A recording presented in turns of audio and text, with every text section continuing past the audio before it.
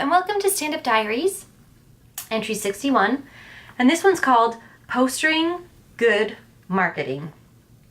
And today I was out postering again. I was doing that yesterday, and it was so cold yesterday I did about 13 posters, but today it was supposed to be like 2 degrees and a little bit sunny, so I was excited, and then I went out postering, and yeah, it was still so cold. If you can do comedy in March in Toronto, I think you can do it just about anywhere. And I got them all up.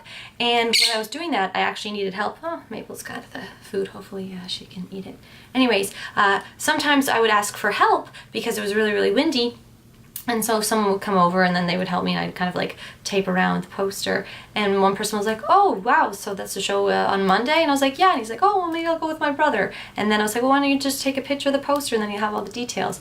And then he did. So if I get 5 people to buy tickets from seeing the posters, it'll pay for the posters. So we'll see how that goes, how many people come to the show that I don't recognize in any form.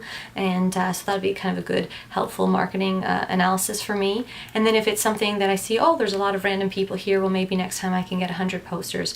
But the thing is, I can't bankrupt myself printing off posters now, because if I do that, then, you know, I'll go in the hole a lot for the show, and I'm going to pay the comics, so you pay for the venue, I pay for the door prize, and I pay for the poster design and then the creation of the actual posters. And so there's a lot of margin of risk for losing money. But on any hobby, you'd spend money, right? If I'm going snowboarding tomorrow, I'm going to pay to go snowboarding because I like to go snowboarding. So if I'm going to pay to go snowboarding, why wouldn't I pay to put on a show and something that I love to do every day? Well, of course. And I'll do them quarterly so that if I do lose a bit of money in the starting point, it won't go into the hole too bad, and then obviously increase with demand, right? So there's that. Oh, and lastly, I was in the on www.durhamregion.com. So that's DURHAM region.com. That's kind of where I grew up in Ontario. They actually put the article that was from the News Advertiser in Ajax on their What's On section of that website. So if you click on the website and go on What's On, you can read the article that they wrote about me in the News Advertiser, and it was kind of cool. So I appreciate them doing that for me. Mike Ruda,